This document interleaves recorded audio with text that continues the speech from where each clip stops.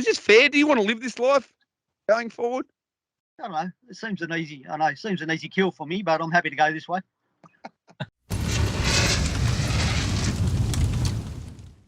Hello and welcome to another big edition of Burning Questions. We've got special guests as always. I'll get to the sponsors in a moment, but Nathan, Jack, your first appearance, and you're so frightened you've left the seatbelt on even though the car's parked. That's how you are genuinely, you're pooing yourself here, aren't you? The seatbelt's on. We have bad drivers in Shepherd and Javon. It's not safe anywhere. He's scared he might get cleaned up in a stationary car. That's how bad things are. And I just want to make it clear before we get started on Burning Questions today, if I happen to make a joke, and it might be offensive to you, don't try slapping me in the gob next time we're at the races. Don't do it. It's not the right thing to do. I won't react super well. All right, our sponsors. Let's start with Hip Pocket Workwear and Safety. Whether you're celebrating a win or shoveling in the stables, you want your staff to look their very best, and you do that with uniforms from Hip Pocket Workwear and Safety. They have you covered. Nathan, Jack, Andy Gath, and Nikita Ross for clothing, protective equipment, including seatbelts, and plenty more. Check out hippocketworkwear.com.au. First question of the Burning Questions relates very much, well, to you, I think, Nathan. Is Petracca special or an under-14s freak? Is he just one of those early 2-year-olds who looks like a star, or is he actually a star? No, I think he's pretty good, Javon. Yeah, I think he's going to be a real good horse. I don't know how far he'll get, but I think he's going to be a great 2-year-old, that's for sure. He's not real big, but he's pretty strong and he's pretty quick. I wouldn't be saying he's just a 2-year-old just yet, but I think he's pretty special.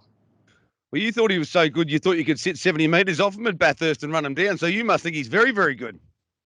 Yeah, that's right. I hope someone sets an alarm this week. What do you reckon, Skeeter? He looks very, very quick. I'm probably unwilling to say. I think he's somewhere between an under-14s freak and a freak in general. Your thoughts? No, probably rating him a little bit higher than you, Bon. I think, obviously he caught plenty of attention from that first trial, and then he was excellent up at Bathurst, and obviously just to make up the ground he did in the final, he was still terrific, and he looks like he's got plenty of speed. So he just looks like a ready-made 2-year-old, and I think even though we haven't seen stacks this season, he's no doubt the benchmark, and I think he's a pretty special horse. I don't know whether we'll learn much in the Shaker Maker Classic, unfortunately, Andy. I think Shaker Maker would turn in his grave. If you realise it's not the strongest Shaker Maker Classic of all time, but I think he'll be winning comfortably, Petracca. But how good do you reckon he is? Yeah, what I've seen, he's a quality horse. He's a very natural 2-year-old, and just because he's little doesn't mean he won't go on. So he's got a very winnable race on Saturday night, and you expect that to get the job done. Interestingly, that he's drawn barrier 5 as well, same as his namesake. So you expect that he's going to have a pretty good career, but we haven't seen a lot of 2-year-olds at this stage, so we don't know what the competition's going to be. But he's a quality horse, and I think he's going to be a good horse for a long time. Well, you're only little, and you've gone on with the job, haven't you? Like, size isn't everything. Well, I'm just saying, you've proven it can be done. Yeah, I'm one of the rare ones, but J-Bon. All the other little ones you just pushed to one side, Andy, on the way through and said, there's only going to be one little one that makes it, and I'll be the little one that does it. Question 2 of the Burning Questions brought to you by the Fresh Connection. They export Australian fresh fruit, not stale fruit.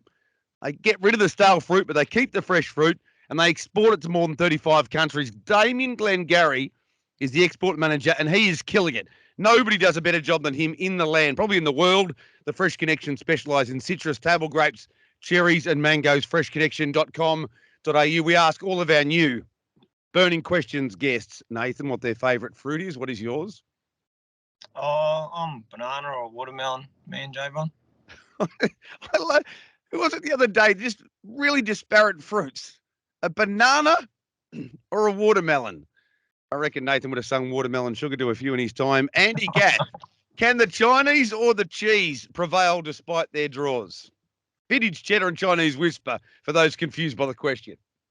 Yeah, obviously they're both racing very well. Back row draws over 700 aren't ideal.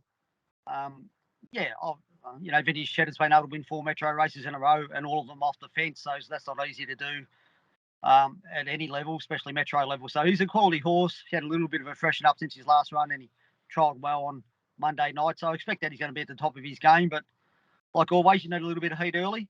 And if that happens, he's definitely right up, he's right in the race. And Chinese Whisper, again, there was a couple raps on him before he raced by someone on this panel. But yeah, no, I thought race was put on for him last start. Thanks, Nate. I'll send you a gift pack. Yeah, and he's probably entitled to win. So he's still, I think, to my mind, probably 6 months away from really seeing the best of him. He's only had 20 odd starts. A couple of horses in this race have won more races than he's had starts in Petracca and Sundine's Courage. So again, sorry, I keep saying again, but I know you cracked me about it.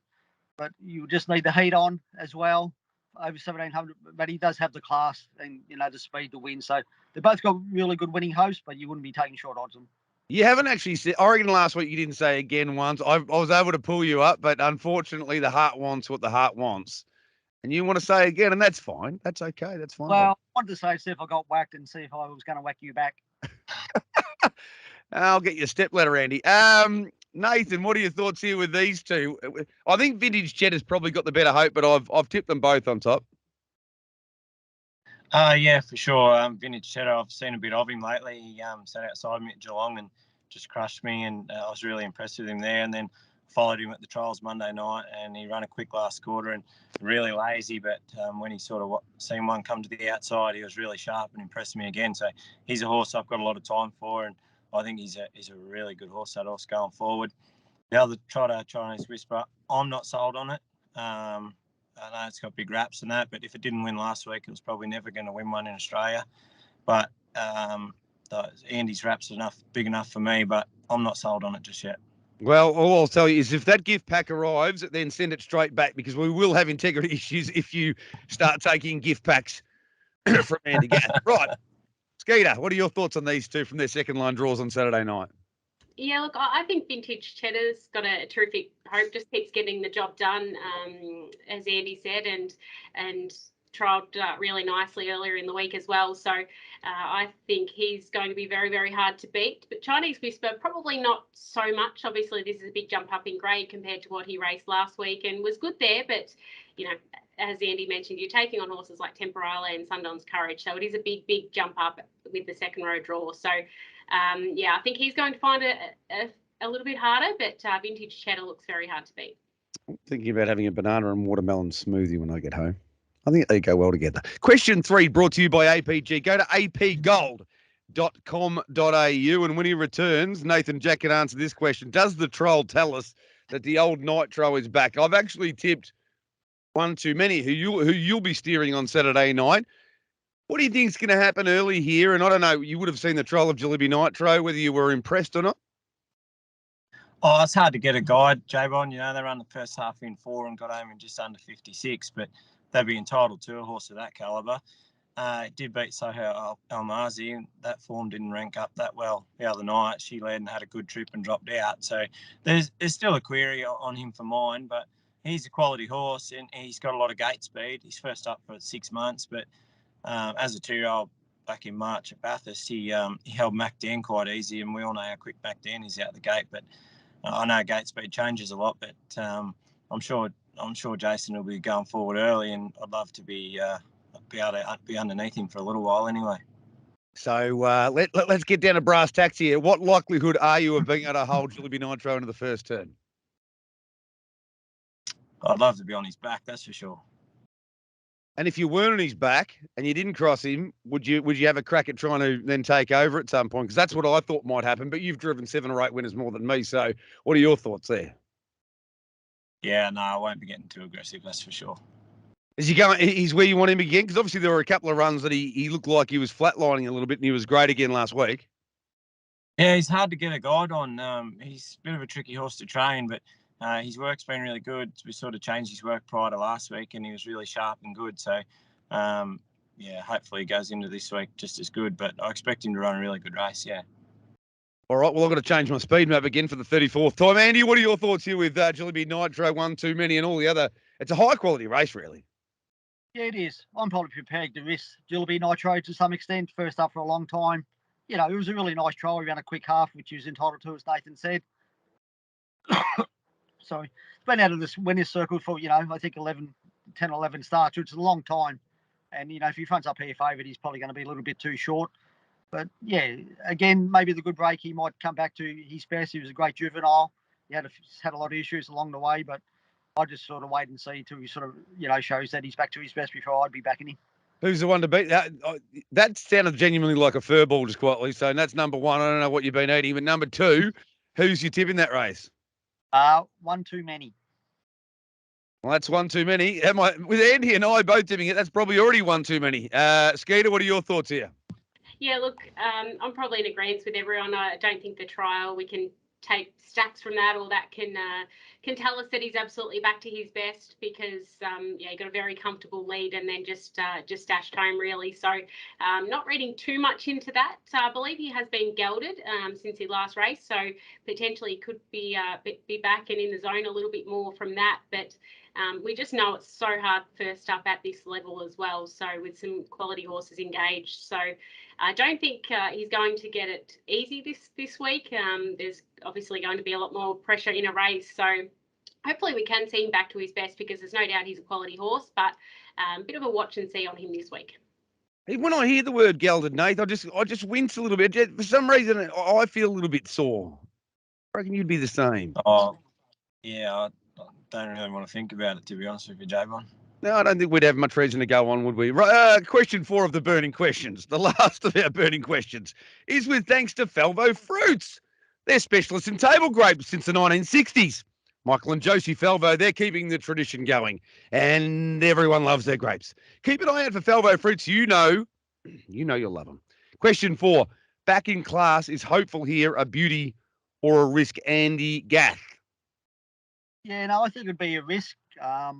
Last week it was a brutally run race. They were just outside the track record, and the last quarter was 30. Hers would have been a lot slower than that, and there was a lot of tired horses hitting the line. So I'm not sure she'll back up that great from that run. It is a huge drop down in class, and she's the highest rated horse in it. Amazingly, her last win was over I'm Ready Jet, so I don't know how that ever happened. But nearly happened again a couple of weeks ago. Yeah, it did. So she is a little bit hot and cold. You just sort of don't know which one's going to turn up. But a little bit worried that, there was a brutally hard race last week over 2,700, and my mare's gone to the paddock, and I'm guessing I'm Ready Jet's gone to the paddock. So just be interesting to see how she backs up. But I'm prepared to risk her. Bit of hot and cold. This edition of Burning Questions also sponsored by Katy Perry, and we've got Nathan Jack's opinion now. Hopeful beauty. I mean, if you knew which time she was going to run unbelievably well, you'd back her every time, but I never do. Yeah, Javon, I'm a little bit concerned you didn't ask Andy about getting gelded. Just because he's a little bit our senior doesn't mean that he doesn't think about it either. No, look, but I asked you specifically. You're a new guest, and I've got a funny feeling you're a young colt, and we are going to send you to stud at some point. Unfortunately, you probably went to stud during your racing career a little bit too early, but we can discuss that on a separate edition of Burning Questions. Your opinion on Hopeful Beauty. You're not hosting the bloody show, Nathan. Let's get on with it. I just think she'll be too good for him. I just think she's the class runner. Massive drop in grade. I think he'll be able to drive her however he likes, and I think she'll just be too good for him. There you go. What do you reckon, Skeeter? We've got a little bit of dissent on the panel. Yeah, we do. Look, yeah, if you've got a knock on her, it's probably just that lack of consistency. I'm willing to forgive last start and her sort of disappointing performance to a degree. It was her first go at that trip, and as Andy said, it was a brutally run race. So I think, just put a line through that one, but the quick backup is a slight query, but it's a massive drop in grade. She's proven herself at that top level against the mares recently. So I think if she's anywhere near her best, she'll be very, very hard to beat. All right, it's time for best bets. The good news so far in this edition of Burning Questions, Nathan Jack has not been sideswiped, despite the fact that he's keeping all measures of caution available at the moment, with the seatbelt going, maybe the lights even flashing as well. Best bets, we'll start with you, Skeeter. What do you got for us? Yeah, look, a bit of pressure this week, so I'm. You want to get it right, because you were chipping me about my best bets on radio the other day. So what do you got? Come on. Just go 4 in a row, so let her talk. Yeah, this is 4 in a row. So I'm handballing the pressure to Andy and going vintage cheddar this week. It's a pretty tough meeting to find a best bet that won't be very, very short. So yeah, I'm going with vintage cheddar. Would have minded you coming in to support me there, Nathan. Obviously, it was 2 against 1, and you just said you can deal with them, Jabon. No worries. What's your best bet, Nathan? Well, I think Petracca, I can't see him getting beat, but there's one I like early on, went good first up, Fire Rock, Fire Roll. It's a bit of a tricky draw, but I think it'll be really hitting the line hard. I'll tell you, we weren't letting you get away with having Petracca at $1.04 as your best bet, so that's slightly better. Fire rock, fire roll. My best bet on the card is Ultimate Vinny in the final race. It's a very awkward little draw. Bailey McDonald takes over for Sam Barker for the second time in a row, and I think he's a pretty nice horse. Andy, come on, fight back. Fire up. What's your best bet? Well, I'll fight back. You know I love going head-to-head with you, so I'm going the last race as well and going for Balenciago. Is Balenciago going to lead? Probably not. You're such a smart aleck. Like last week, I predicted you'd go with Balenciago, and you didn't, and now you are purely to go head-to-head with me. Is this fair? Do you want to live this life going forward? I don't know. It seems an easy kill for me, but I'm happy to go this way. Another great edition of Burning Questions. Thank you very much to Nikita Ross, to Andy Gath, and to Nathan Jack. Hopefully we found you some winners. Nathan's safe. Andy's going to some sort of swinging type party there with his Hugo Boss jacket on. And Skeeter, you're at 400 Epsom Road, obviously. I am, and your clothes are still in the corner, Bon. Terrific. I'll come pick them up soon. Hopefully everyone enjoys the rest of their day, and hopefully you at home enjoy watching once again Burning Questions. Nobody getting hurt, nobody jumping the stage, everybody just having fun and looking after themselves.